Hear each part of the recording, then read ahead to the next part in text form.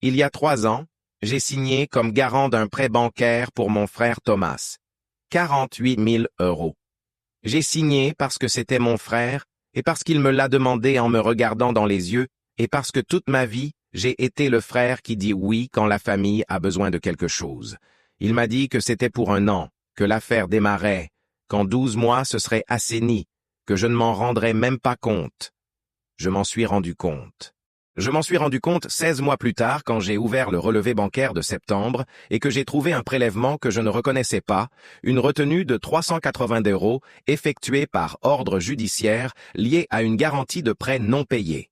Le numéro de référence du prêt était le même que celui que j'avais signé sur ce papier au bureau de la banque plus d'1 an auparavant. Je suis resté à fixer l'écran de l'ordinateur pendant un temps que je ne saurais pas calculer. Sur l'écran, le numéro dans ma tête, le souvenir exact de l'après-midi où Thomas m'a mis le stylo dans la main et m'a dit « C'est un moment, Marcos, c'est juste un moment ». Ce n'était pas un moment. Ce qui s'est passé après ce relevé bancaire est ce que je veux raconter. Parce que la partie difficile n'était pas l'argent. L'argent fait mal, mais l'argent, on peut le récupérer avec du temps et du travail. La partie difficile était autre, et celle-là, j'ai mis beaucoup plus longtemps à la récupérer, si tant est que je l'ai récupérée complètement. Thomas m'a appelé un mardi de mai, il y a 3 ans et demi. J'étais au travail dans l'entreprise de logistique, où je suis chef d'entrepôt depuis 11 ans. À cette heure de milieu de matinée, où on a résolu les problèmes urgents du début de poste, et où on a 10 minutes pour respirer avant que le suivant arrive, j'ai vu son nom sur le téléphone, et j'ai répondu sans réfléchir. Comme toujours, parce qu'avec Thomas, je n'avais jamais eu besoin de réfléchir avant de répondre. « Marcos, tu as un moment ?»« J'ai 10 minutes. »« Qu'est-ce qui se passe ? » ?»« J'ai besoin de te demander un service. » Le ton de sa voix était celui qu'il avait quand quelque chose lui coûtait à dire. Thomas a 2 ans de moins que moi, 38 ans, et il y a un ton précis que je lui connais depuis qu'on était enfant. Un ton qui apparaît quand il a besoin de quelque chose et qu'il a honte de le demander. Une combinaison d'urgence et de fierté blessée que j'avais appris à reconnaître avant même qu'il dise le premier mot. « Dis-moi, » ai-je dit. « Je monte l'affaire. »« Je t'en ai déjà parlé. L'entreprise de rénovation avec Javier. Oui, tu m'en as parlé. Le problème, c'est que la banque me demande un garant pour le prêt initial. Il me faut 48 000 pour démarrer. Acheter la camionnette, les outils, le matériel pour les premiers chantiers, et la banque dit qu'avec mes revenus actuels, elle ne me le donne pas sans quelqu'un qui réponde. » Je l'ai écouté. « Combien de temps ce serait ?» ai-je demandé. « 1 an. 12 mois. À ce moment-là, l'affaire roulera, et je le refinance à mon nom seul. Tu ne t'en rendras même pas compte, Marcos. Je te le jure, c'est juste pour que la banque me donne l'argent. » Je me suis appuyé contre le mur du couloir de l'entrepôt avec le bruit des chariots élévateurs en fond et le téléphone collé à l'oreille. « Tu en as parlé à maman ? » Maman n'a pas assez de biens pour garantir cette somme. Il me faut quelqu'un avec une fiche de paye stable. Voilà. J'étais celui à la fiche de paye stable. 11 ans dans la même entreprise, le même contrat à durée indéterminée, le même salaire qui augmentait peu, mais qui augmentait. Le même compte bancaire avec un historique de paiement sans aucun incident. « Donne-moi quelques jours pour y réfléchir, » ai-je dit. Bien sûr, pas de précipitation immédiate. J'ai jusqu'à la fin du mois pour présenter la documentation à la banque. D'accord, on en reparle. J'ai raccroché. J'ai continué le travail, mais pendant le reste de cette matinée, pendant que je supervisais le déchargement du poste et que je signais les bons de livraison et que je résolvais un problème avec une commande arrivée incomplète. Quelque part dans ma tête, cette conversation tournait lentement. Pour que vous compreniez pourquoi j'ai dit oui, il faut savoir qui était Thomas pour moi et qui nous étions nous comme famille. On a grandi dans un appartement de 3 chambres dans un quartier ouvrier de Valence. Ma mère, Thomas et moi. Mon père est parti quand j'avais 12 ans et Thomas 10. Il est parti avec la propreté et la clarté de celui qui avait décidé qu'il y avait une vie meilleure ailleurs et que cette vie meilleure n'incluait pas la famille qu'il laissait dans l'appartement de 3 chambres. On a eu de ces nouvelles sporadiquement pendant des années, sous forme d'appels à Noël qui promettaient toujours plus qu'ils ne donnaient, jusqu'à ce qu'on cesse d'en avoir il y a longtemps. Ma mère a travaillé comme caissière dans un supermarché pendant 20 ans. Elle rentrait à la maison avec les pieds gonflés et le dos chargé, et nous faisait à dîner et nous demandait comment s'était passée notre journée avec cette énergie spécifique des mères qui ont appris que la fatigue n'est pas une excuse pour ne pas être là. Dans cet appartement, Thomas et moi avons partagé la chambre jusqu'à ce que je parte à 23 ans. 2 lits séparés par une table de nuit, une étagère avec les livres de l'école, puis ceux du lycée. Une fenêtre qui donnait sur la cour intérieure de l'immeuble, par où montait en été l'odeur de la friteuse du bar du dessous. Ces années-là, j'ai appris à connaître Thomas de la manière dont on ne connaît quelqu'un que quand on partage l'espace le plus petit de la vie quotidienne. Je savais comment il respirait quand il dormait. Je savais quand il était inquiet à la façon dont il laissait ses vêtements par terre, différemment de quand il allait bien. Je savais que quand quelque chose lui coûtait à demander, c'était parce que ça lui importait vraiment. Parce que Thomas était de ceux qui préféraient se débrouiller seul plutôt que d'admettre qu'il avait besoin d'aide. Quand il m'a demandé d'être son garant, j'ai pensé à tout ça. J'ai pensé aux années de la chambre partagée. J'ai pensé à la nuit où j'avais 15 ans et lui 13 et où il a pleuré dans le noir parce qu'on lui avait dit quelque chose sur notre père à l'école et où je suis resté silencieux dans mon lit sans savoir quoi dire, mais sans m'endormir avant qu'il s'endorme lui d'abord. J'ai pensé à comment il m'avait appelé quand son premier fils est né pour me dire qu'il allait lui mettre mon prénom en second. J'ai pensé à tout ça et ensuite j'ai pensé, c'est mon frère. Toute sa vie, il essaie de s'en sortir avec ce qu'il a. Si je peux l'aider et que je ne le fais pas, quel genre de frère suis-je? J'ai appelé Thomas 4 jours plus tard. Je le fais, ai-je dit. J'ai entendu de l'autre côté de la ligne le soulagement dans sa respiration. Ce soulagement qu'on ne peut pas feindre. Marcos, tu ne sais pas ce que... Ne commence pas, ai-je dit. Frère, quand il a fallu aller à la banque, on y est allé le vendredi suivant. Le bureau de la banque sentait cette odeur spécifique des endroits où on manipule l'argent des autres, une odeur de moquette et de papier et de climatisation. Un jeune gestionnaire avec une cravate bleue nous a expliqué les conditions du prêt avec l'efficacité de celui qui l'a expliqué 100 fois et qui a appris à utiliser les mots qui rassurent, sans mentir exactement. J'ai signé aux endroits qu'il m'indiquait. Thomas a signé au sien. Le gestionnaire nous a serré la main à tous les deux.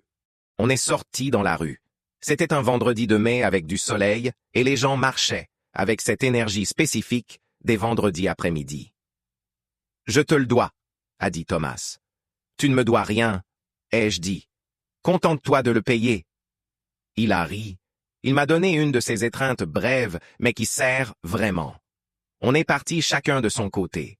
J'ai conduit en rentrant en pensant à autre chose, aux courses que je devais faire et à un match que je voulais regarder ce soir-là. J'avais déjà cessé de penser au papier que j'avais signé. Ça aussi, c'était une erreur. Les 12 mois suivants sont passés sans que le sujet du prêt n'apparaisse concrètement dans ma vie d'aucune façon. C'est ce qu'il y a de plus difficile à expliquer quand on raconte cette histoire, c'est qu'il n'y a pas eu de signaux clairs. Il n'y a pas eu un seul moment où j'aurais pu agir différemment, parce qu'il n'y a pas eu un seul moment qui ait requis une action. Tout semblait aller bien. Tout semblait être exactement comme Thomas l'avait dit. On se parlait régulièrement, même si pas aussi souvent qu'avant, parce que la vie de chacun a son rythme, et parfois les mois passent plus vite qu'on ne le voudrait. Mais quand on se parlait, Thomas me racontait des choses sur l'affaire avec cette énergie qu'il a, quand quelque chose l'enthousiasme, qu'ils avaient décroché un contrat pour rénover 3 appartements dans une nouvelle urbanisation, que Javier avait trouvé un fournisseur de matériaux moins cher, qu'ils cherchaient un second ouvrier parce qu'ils avaient plus de travail que ce que les deux pouvaient couvrir. À Noël de cette première année, on a tous mangé ensemble chez ma mère, moi avec Lucia et les enfants, Thomas avec sa femme Sandra et leurs 2 enfants. Ma mère, avec sa façon de mettre la table comme si elle attendait plus de monde que nous, parce qu'elle n'a jamais perdu l'habitude de cuisiner pour plus. Je me souviens de ce Noël, avec la netteté spécifique des dernières fois heureuses, dont on ne sait pas quelles sont les dernières. Ma mère sortant le plat d'agneau du four les mains en l'air comme si elle portait un trésor. Les enfants courant dans le couloir. Thomas me racontant le contrat de l'urbanisation pendant que je lui servais du vin dans le verre qu'il n'avait pas encore pris. Et le prêt ? Lui ai-je demandé à un moment de l'après-midi, pas avec inquiétude, mais avec la curiosité de quelqu'un qui demande quelque chose qu'il croit qui va bien. Il a dit, parfaitement à jour. Pour mai ou juin, je le refinance à mon nom et on te retire du papier. Sans précipitation, ai-je dit, avant la fin de l'été, sur Contrinque. La nouvelle année est arrivée, le printemps, l'été, le refinancement n'est pas arrivé. C'est en été que j'ai commencé à remarquer que quelque chose avait changé dans la façon dont Thomas répondait au téléphone. Au début, ce n'était rien de concret, Juste qu'il mettait plus de temps à rappeler, que les messages, il les répondait avec des réponses plus courtes, plus génériques, de celles qui donnent un minimum d'informations sans ouvrir la conversation. Que quand on parlait, il y avait quelque chose dans sa voix que je ne saurais pas décrire précisément, mais que je reconnaissais des années de la chambre partagée, ce ton de quelqu'un qui gère quelque chose qu'il ne veut pas que l'autre voie. Je lui ai demandé des nouvelles de l'affaire en juillet, et il m'a dit que ça allait, qu'ils avaient eu un mois calme, mais qu'août, c'est toujours comme ça dans le secteur.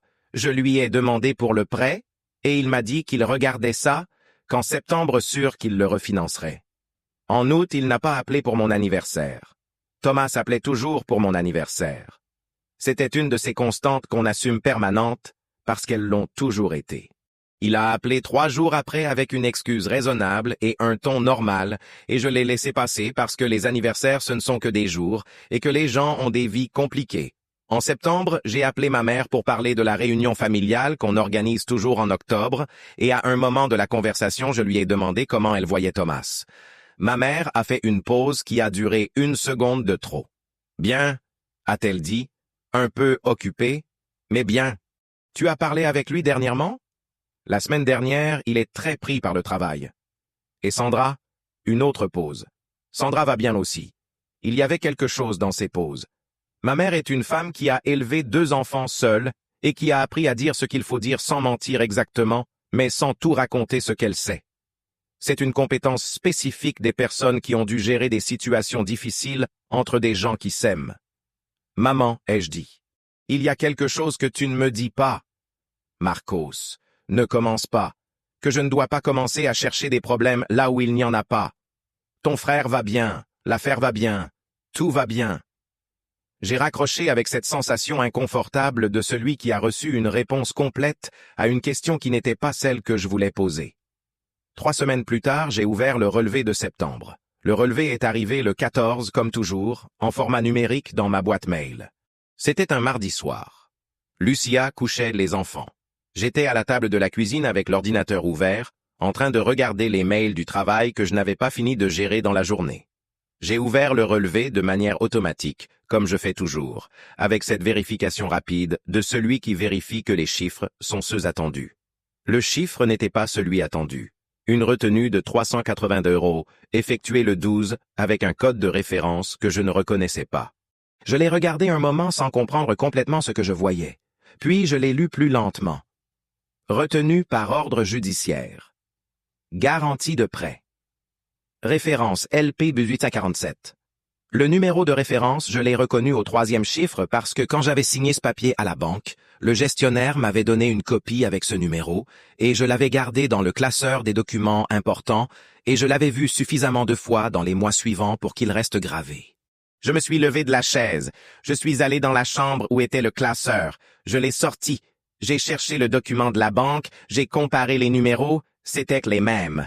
Le prêt que j'avais garanti, le prêt que Thomas payait ponctuellement depuis 16 mois.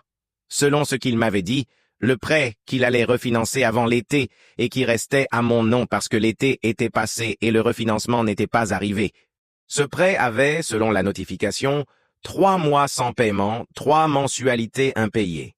Et la banque, ne pouvant pas encaisser auprès du débiteur principal, avait initié la procédure contre le garant. Contre moi. Je me suis assis au bord du lit avec le document dans la main. Lucia est sortie de la chambre des enfants à ce moment-là, avec ce visage de fatigue bonne de quand les enfants se sont enfin endormis. Elle m'a regardé. « Qu'est-ce qui se passe ?» a-t-elle dit. « Le prêt de Thomas. Ça fait 3 mois qu'il ne paye pas. » Elle est restée immobile dans l'encadrement de la porte. « Comment tu le sais ?»« La banque me retient de l'argent sur mon salaire. » Silence. Lucia s'est assise à côté de moi sur le lit. Elle n'a rien dit pendant un moment. C'était sa façon de penser avant de parler, une des choses que j'ai toujours appréciées chez elle. Combien est la retenue? 380 ce mois-ci. Mais s'il continue sans payer, ça peut augmenter. Tu as parlé à Thomas? Pas encore. Et à la banque demain, j'appelle. Cette nuit-là, je n'ai pas bien dormi. Je suis resté dans le noir à regarder le plafond avec les chiffres dans la tête, et la colère qui commençait à s'installer, quelque part dans la poitrine, avec cette lenteur des choses qui sont grandes. J'ai appelé Thomas le lendemain à 8 heures du matin. Avant d'aller au travail. Thomas, Thomas. Messagerie, je lui ai envoyé un message. Thomas, appelle-moi, c'est urgent. Il n'a pas répondu avant 15 heures, avec un message qui disait « J'ai eu un problème ponctuel. Cette semaine, je règle ça. Ne t'inquiète pas, ne t'inquiète pas. » Comme si le fait qu'on me retienne de l'argent sur mon salaire était une chose mineure qu'on règle avec une phrase rassurante. Je lui ai répondu « Il faut qu'on parle au téléphone. Aujourd'hui. » Il a répondu 4 heures plus tard. Là, je ne peux pas. Demain, je t'appelle. Il n'a pas appelé le lendemain, ni le surlendemain. J'ai appelé ma mère. Maman, il faut que tu parles à Thomas. La banque me retient de l'argent pour le prêt que j'ai garanti. Ça fait 3 mois qu'il ne paye pas et il ne décroche pas le téléphone. Silence. Marcos. Quoi? Je ne veux pas que ça devienne un problème entre frères. Je suis resté un moment silencieux. Maman, c'est déjà un problème. La banque me prend de l'argent sur ma fiche de paie. Ce n'est pas une possibilité future, c'est quelque chose qui se passe maintenant. Oui, je comprends. Mais Thomas traverse un moment difficile, et si tu le presses, si je le presse lui, Marcos, s'il te plaît, avec calme, maman. J'ai signé pour lui avec mon nom, avec ma fiche de paie, avec mon historique de crédit. Ça fait 3 mois qu'il ne paye pas et il ne me fait pas face. C'est le presseur. C'est qu'il a des problèmes avec l'affaire et avec Sandra. Qu'est-ce qui se passe avec Sandra? Une pause qui a duré trop longtemps. Ils traversent un moment. Quel genre de moment, maman? Ça, c'est leur affaire.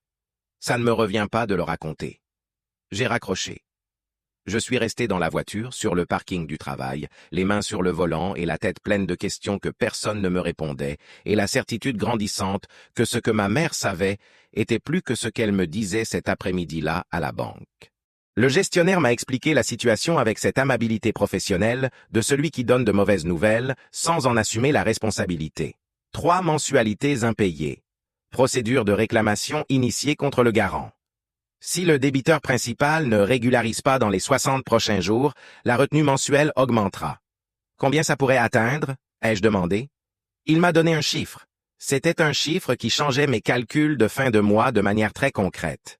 Ce soir-là, après le dîner, quand les enfants étaient déjà couchés, Lucia et moi nous sommes assis au salon avec le café, et je lui ai raconté tout ce que je savais jusqu'à ce moment. Lucia m'a écouté avec cette attention qui n'interrompt pas tant que l'autre n'a pas fini. « Combien de temps penses-tu qu'il ne paye vraiment ?» a-t-elle demandé quand j'ai terminé. La banque dit 3 mois, mais j'ai pensé à l'été, aux appels qui tardaient, au ton de ma mère, aux pauses, aux conversations. Je crois que la situation est problématique depuis plus longtemps que ce que la banque me dit maintenant. Les impayés ont commencé en juillet, mais les problèmes qui ont mené à ces impayés ont commencé avant. Combien avant, je ne sais pas. Et c'est ça qui m'inquiète. Lucia a bu le café. Elle a réfléchi et le associé. Javier, je n'ai pas son contact direct. Maman en sait plus qu'elle ne te dit. Oui. Pourquoi elle ne te le dit pas? J'y ai pensé. Parce qu'elle a peur que si elle me le dit, je me fâche avec Thomas et que ça casse quelque chose qu'elle ne veut pas casser. Même si c'est déjà cassé, on est restés tous les deux silencieux un moment. Marcos, a dit Lucia, tu as besoin de savoir tout. Pas seulement ce qu'on te raconte. Tout, je sais. Et comment tu vas le savoir? En cherchant. Le lendemain, avant d'aller au travail, j'ai consacré 1 heure à chercher des informations sur l'entreprise de Thomas. Au registre du commerce, sur les moteurs de recherche, sur les réseaux professionnels, ce que j'ai trouvé ne m'a pas rassuré. L'entreprise s'appelait Reformas Tijuana, constituée 18 mois plus tôt. Au registre, elle était active, mais il y avait une annotation d'une demande civile pour impayé à un fournisseur de matériaux de construction déposée 4 mois plus tôt. 4 mois. 1 mois avant que commencent les impayés à la banque. L'affaire avait des problèmes depuis bien avant que je m'en rende compte. La demande du fournisseur n'était que le début. Les jours suivants, j'ai fait ce que j'aurais dû faire avant de signer, m'informer. J'ai appelé un conseiller financier que m'avait recommandé un collègue de travail, un homme méthodique et sans dramatisme, qui a écouté ma situation et m'a posé des questions que je n'avais pas su me poser.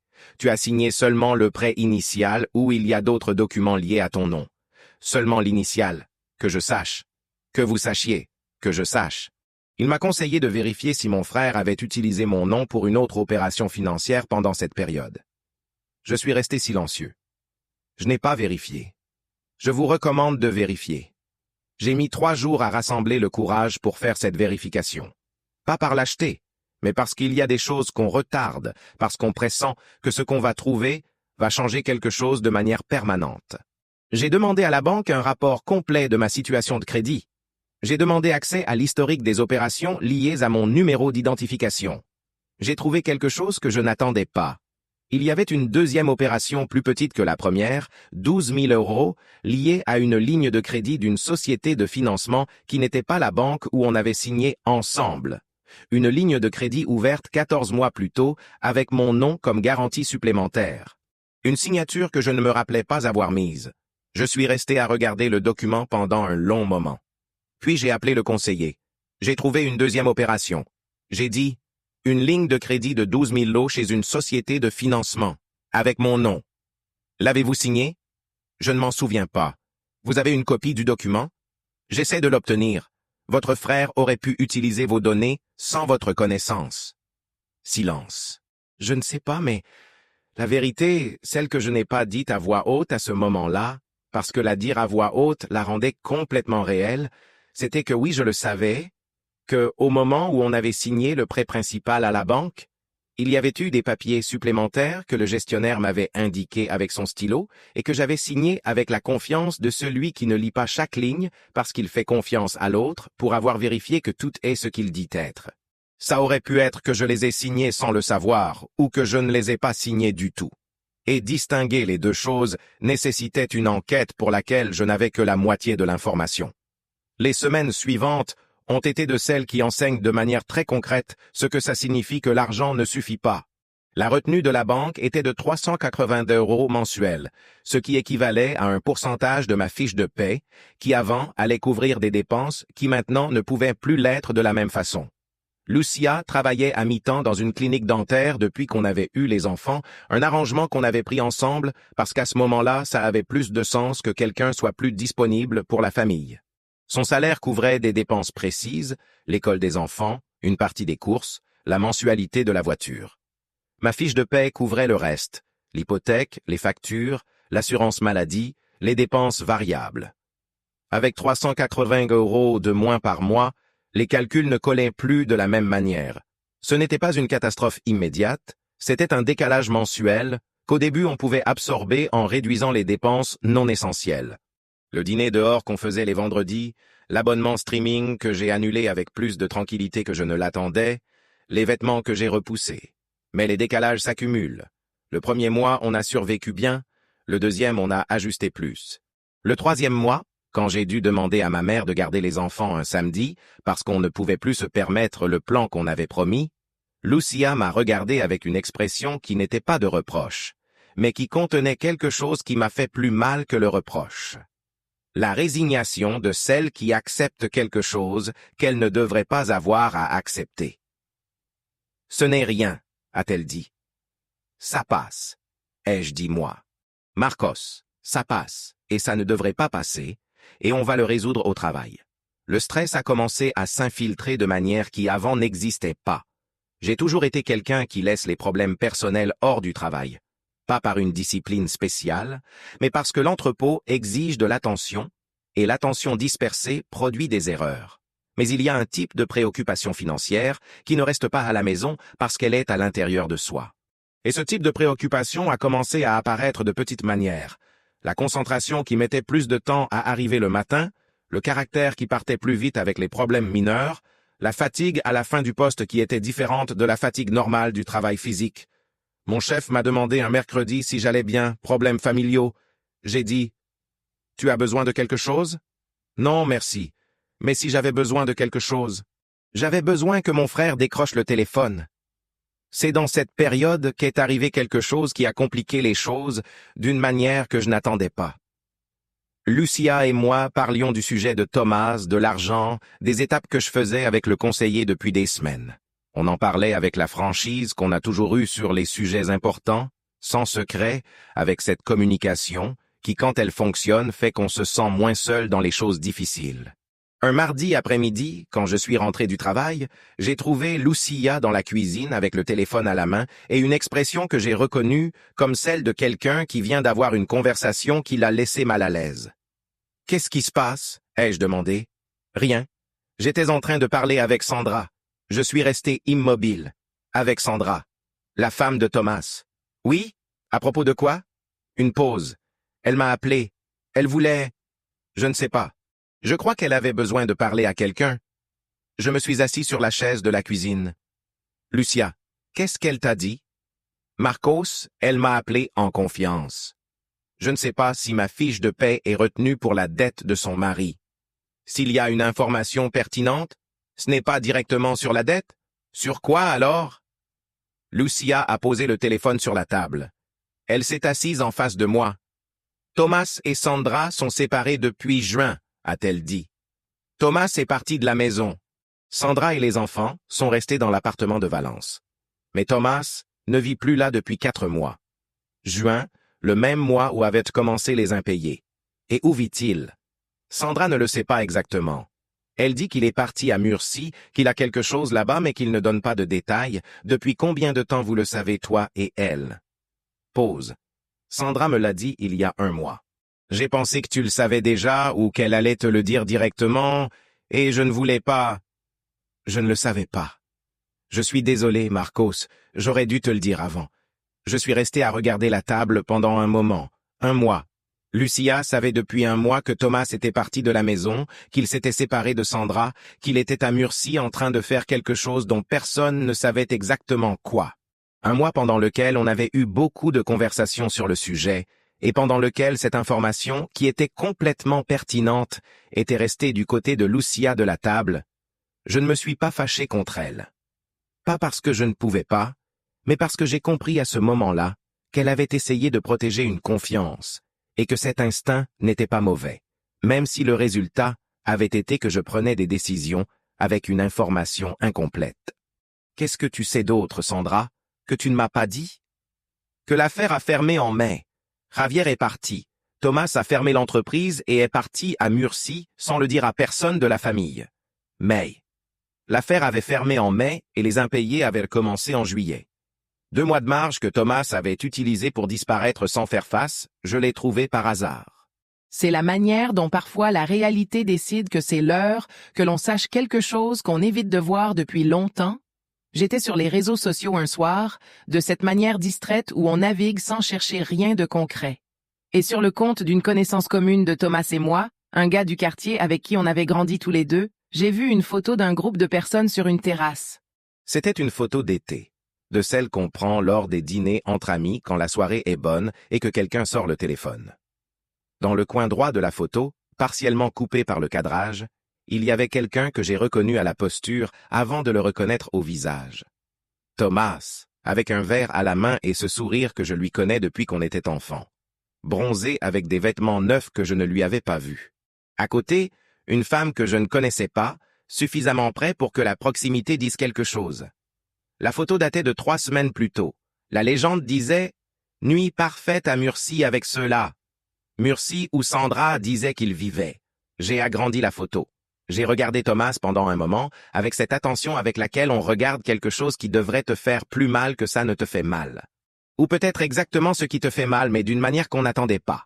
Bronzé, bien habillé, souriant sur une terrasse de Murcie pendant que la banque me retenait 380 € par mois, et que Lucia et moi annulions des plans qu'on ne devrait pas annuler, et que Sandra s'occupait seule de 2 enfants qui avaient le même nom de famille que mon frère. J'ai rangé le téléphone, j'ai éteint la lampe de chevet. Lucia dormait à côté de moi. Je l'ai écoutée respirer dans le noir pendant un moment. Il y a des moments où on comprend quelque chose qu'on savait déjà intellectuellement, mais qu'on n'avait pas vraiment ressenti encore. Ce fut un de ces moments. Thomas n'avait pas disparu. Il n'était pas perdu ni en crise ni en train de sombrer quelque part. Il était à Murcie, sur une terrasse avec des gens nouveaux et des vêtements neufs et un verre à la main, en train de vivre une vie qu'il avait construite sur l'argent que je remboursais à la banque avec ma fiche de paie. C'est ça qui m'a enlevé le sommeil cette nuit-là. Pas la colère qui était attendue, mais la clarté. Le lendemain, je ne suis pas allé au travail normalement. Je suis arrivé à l'entrepôt, j'ai signé l'entrée, j'ai salué ceux du poste du matin et au bout de 20 minutes, je suis allé au bureau de mon chef et je lui ai demandé la permission de partir. Avant, je lui ai dit que j'avais un problème familial à régler ce jour-là. Il m'a regardé. Ça faisait 11 ans que je travaillais pour lui et je ne lui avais jamais demandé ça. Va-t'en, a-t-il dit, ce dont tu as besoin. Je suis monté en voiture jusqu'à la plage. J'habite à une demi-heure de la côte et il y a des occasions où j'ai besoin de cet espace parce que quelque chose dans le bruit de la mer fait que l'intérieur de la tête se réorganise de manière qu'aucun autre endroit n'obtient. Je me suis assis sur le sable dans un tronçon vide parce que c'était un mardi d'octobre et qu'il n'y avait pas de touristes, les genoux contre la poitrine et le regard sur l'horizon qui ce jour-là était très clair et très gris en même temps. Je suis resté là presque 2 heures. J'ai pensé à Thomas, pas à ce qu'il m'avait fait, que j'avais déjà assez pensé, mais à qui il était vraiment. Si le Thomas de la photo de Murcie était le même que celui de la chambre partagée, ou s'ils étaient 2 personnes différentes, ou s'ils étaient la même personne, et moi, je ne l'avais simplement pas connu aussi bien que je le croyais. J'ai pensé à ma mère, qui en savait plus qu'elle ne me disait, et qui avait choisi de protéger une version de la famille qui n'existait plus parce qu'elle ne pouvait pas supporter que l'autre existe. J'ai pensé à Sandra et aux 2 enfants qui avaient le nom de famille de Thomas et qui n'avaient aucune faute. Et j'ai pensé à Lucia et aux nôtres qui n'avaient aucune faute non plus et qui pourtant vivaient les conséquences. Il y a un moment quand on a cédé pendant longtemps où on comprend que céder n'est plus de la générosité, mais du dommage, que continuer à être le frère qui absorbe l'impact des décisions de l'autre ne protège personne, mais permet que le cycle continue. Je n'ai pas pris de décision sur cette plage, j'ai atteint quelque chose d'avant la décision. La certitude que les choses ne pouvaient plus continuer comme ça et que c'était moi qui devais les changer parce que personne d'autre ne le ferait. Je suis retourné à la voiture, j'ai appelé le conseiller. J'ai besoin de savoir toutes les étapes pour présenter une réclamation formelle, ai-je dit. Et j'ai besoin de savoir s'il y a moyen de localiser les biens du débiteur principal pour initier une procédure de recouvrement. Êtes-vous prêt à lancer le processus légal? Oui, j'ai essayé l'accord extrajudiciaire. J'ai essayé de parler avec lui pendant des mois. Il n'y a pas d'accord possible quand l'autre partie ne fait pas face. D'accord, vous avez un avocat? Pas encore. Je vais vous donner le contact d'une collègue qui traite ce genre de cas. Elle est méthodique et directe. Qu'est-ce que vous avez besoin maintenant? J'ai noté le nom. J'ai noté le téléphone. Avant de raccrocher, le conseiller a dit « Monsieur Palomino, je sais que c'est difficile quand c'est la famille. » « Oui, » ai-je dit. « Mais ce que vous faites est correct. Protéger le vôtre n'est pas trahir qui que ce soit. » J'ai raccroché, j'ai démarré la voiture, je suis rentré chez moi. L'avocate s'appelait Carmen Vidal et elle avait ce type de présence qui transmet de la compétence sans avoir besoin de le démontrer. Direct, sans détour, avec l'habitude de celle qui a entendu beaucoup d'histoires semblables à la mienne et qui sait exactement quelles questions poser. Je l'ai rencontrée un jeudi après-midi dans son cabinet. J'ai apporté tous les documents que j'avais, le contrat du prêt, les relevés bancaires avec les retenues, le rapport de crédit avec la 2e opération, le registre du commerce de l'entreprise de Thomas, les messages qu'on avait échangés, où il reconnaissait la dette et promettait de la régler. Elle les a examinés pendant 20 minutes avec une concentration qui n'a pas requis que je dise quoi que ce soit. Quand elle a fini, elle m'a regardé. Vous avez un dossier solide. L'avaliste a un droit de recours contre le débiteur principal. Ça signifie qu'une fois que vous payez la dette à la banque, vous pouvez lui réclamer à votre frère le montant intégral, plus les dommages et intérêts. La banque peut-elle continuer à retenir mon salaire? Oui, tant que le débiteur principal ne régularise pas.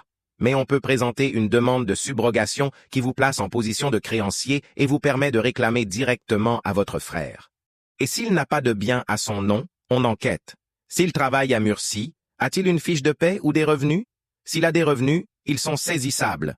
Je suis resté à regarder les documents un moment. Il y a autre chose? Ai-je dit. Une 2e opération financière. Une ligne de crédit de 12 000 € où apparaît mon nom, mais que je ne me souviens pas avoir signé. Carmen m'a regardé avec une attention différente. Pensez-vous que quelqu'un ait pu signer pour vous? Je ne sais pas. C'était dans le contexte de multiples documents signés le même jour à la banque. C'est une question différente et plus grave. Si votre signature a été falsifiée ou si vous avez signé sans savoir ce que vous signiez. On parle d'un possible délit. Je vous recommande de demander les documents originaux de cette opération. Si la signature est falsifiée, il faut porter plainte. Si vous avez signé sans lire, la situation est plus complexe, mais il y a encore des arguments. Qu'est-ce que je fais en premier? D'abord, une lettre notariale formelle à votre frère avec accusé de réception qui lui notifie que vous avez connaissance de la situation, que vous allez initier des actions légales et que vous lui donnez un délai de 15 jours pour se présenter et parler. À quoi ça sert le délai si je sais qu'il ne va pas répondre pour la procédure? À ce que ça soit constaté que vous avez tenté l'accord. Et aussi parce que parfois les gens répondent quand ils voient le papier avec l'entête du notaire, même s'ils ne répondaient pas au téléphone. Et s'il ne répond pas, on présente la demande. J'ai dit le mot que j'avais évité pendant des mois parce que le dire le rendait complètement réel. D'accord, ai-je dit. On présente la demande si nécessaire. Carmen a hoché la tête. Elle a commencé à prendre des notes. La lettre notariale est partie le lundi suivant. Elle est arrivée à Thomas, selon l'accusé de réception, le mercredi, le jeudi soir. Mon téléphone a sonné. C'était Thomas. J'ai répondu. Marcos a-t-il dit. Sa voix était différente de toutes les fois précédentes où je l'avais entendu dire mon nom. Plus basse, sans le ton de celui qui gère la distance. J'ai reçu la lettre. Je sais.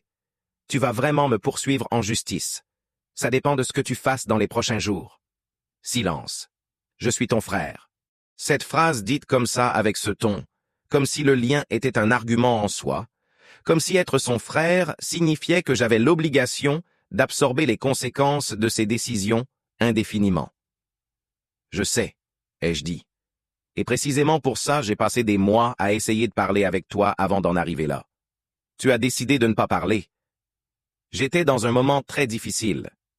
Thomas, l'ai-je interrompu. Ne me raconte pas le moment difficile. J'ai vu la photo sur la terrasse de Murcie.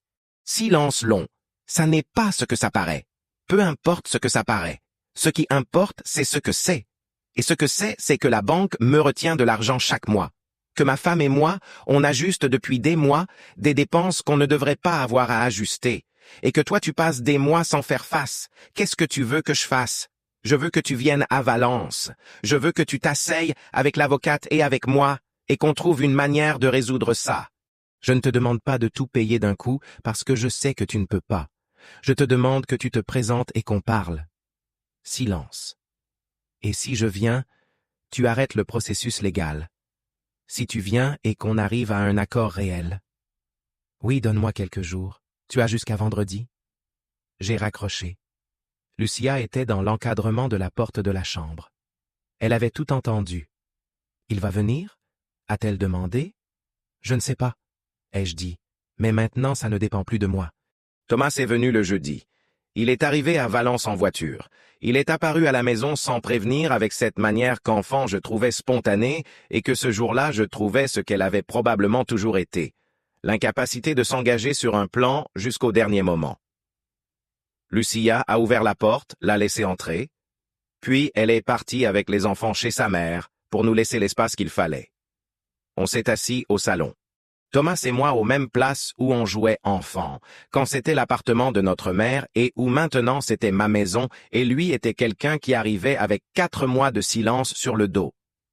Je l'ai regardé un moment avant de dire quoi que ce soit. Il était maigre, plus que dans mon souvenir. Les yeux avaient quelque chose que je n'avais pas vu avant chez lui.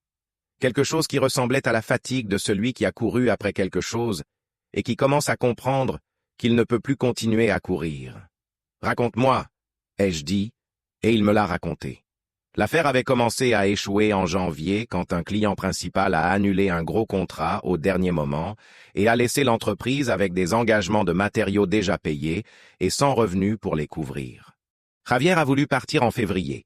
Thomas a essayé de tenir seul pendant 3 mois parce qu'il ne voulait pas admettre qu'il avait échoué, que l'affaire qu'il avait présentée à la famille comme son grand projet avait duré moins de 2 ans. En mai, quand il n'y avait plus moyen de tenir, il a fermé l'entreprise et au lieu d'appeler la famille, au lieu de m'appeler moi, il a choisi de disparaître vers Murcie où il avait une connaissance qui lui avait offert un travail au noir dans une entreprise de transport. « Pourquoi tu ne m'as pas appelé ?» ai-je demandé. « Parce que j'avais honte », a-t-il dit. La réponse était si simple et si insuffisante en même temps que je suis resté un moment sans savoir quoi dire. « Thomas, on a été frères toute notre vie. Quand est-ce que tu as eu honte devant moi? C'était différent. » Il a baissé les yeux. « Je t'ai mis là-dedans, avec ton nom, avec ton argent. Si j'avais échoué, ça aurait été seulement mon problème. Mais je l'ai fait ton problème aussi et je ne savais pas comment te regarder en face après ça, et la solution a été de ne pas te regarder du tout. Silence. Et la deuxième opération? Ai-je demandé. La ligne de crédit des 12 000? Un silence différent, plus dense. Tu l'as signé, a-t-il dit. Ce jour-là à la banque, parmi les documents. Je te l'ai présenté comme faisant partie du paquet. Je ne t'ai pas bien expliqué ce que c'était. Je l'ai regardé fixement. Tu savais que tu ne l'expliquais pas bien? Une pause très longue. Oui, a-t-il dit, c'était la réponse la plus honnête qu'il m'avait donnée dans toute la conversation et aussi celle qui faisait le plus mal parce qu'elle confirmait quelque chose que j'avais voulu ne pas croire, que ce n'avait pas été seulement de la négligence, mais une décision consciente. D'accord, ai-je dit finalement. Demain tu viens avec mon avocate et on signe un plan de paiement. Ça ne doit pas être tout d'un coup, ça peut être en mensualité, mais ça doit être un accord réel, avec des délais réels, et ça doit être écrit. Et si je ne peux pas respecter, j'essaye de respecter. Et si un mois je n'y arrive pas, tu m'appelles ce mois-là, pas 3 mois après. Compris? Il a hoché la tête. On est bien? A-t-il demandé. J'ai pensé à cette question. La même question que je lui avais posée à Lucia des mois plus tôt, que tout le monde pose à l'autre quand quelque chose s'est cassé et qu'on ne sait pas si ça peut se réparer. On est en processus, ai-je dit. Ce n'est pas la même chose qu'être bien. Mais c'est mieux que d'être terminé. Il est venu à la réunion avec Carmen le lendemain. On a signé un accord de paiement en 12 mensualités. Carmen l'a rédigé avec la précision de celle qui sait que les accords valent ce que vaut le papier s'ils ne sont pas bien écrits. Thomas a respecté les 3 premiers mois. Le 4e est arrivé en retard, mais il est arrivé. À partir de là, il y a eu des mois bons, et des mois où j'ai dû l'appeler, et des mois où il a appelé avant que je le fasse. Ce qui était le signe le plus clair que quelque chose avait changé, même si c'était lentement. La relation avec ma mère s'est améliorée quand je lui ai raconté tout ce que j'avais fait, pas avant de le faire, mais après. Et elle a écouté en silence, et à la fin, elle a dit seulement « Tu as bien fait ». Ce qui était le plus qu'elle pouvait me dire, et plus que ce que j'attendais. Ce que j'ai appris de tout ça est quelque chose que je sais que je vais mettre du temps à finir de digérer. J'ai appris que la confiance entre frères est réelle, mais que la confiance sans conversation et sans papier signé peut être utilisée. Pas toujours avec mauvaise intention, mais utilisée par quelqu'un qui a besoin de quelque chose qu'il ne sait pas demander autrement. J'ai appris que les silences de la famille ont toujours un contenu, que quand quelqu'un ne te dit pas quelque chose qu'il devrait te dire, il y a une raison, et cette raison est presque jamais neutre. J'ai appris que protéger ce qui est à soi ne signifie pas ne pas aimer celui qui te demande de ne pas le faire. Ça signifie comprendre que, si tu ne te protèges pas, personne ne le fera pour toi.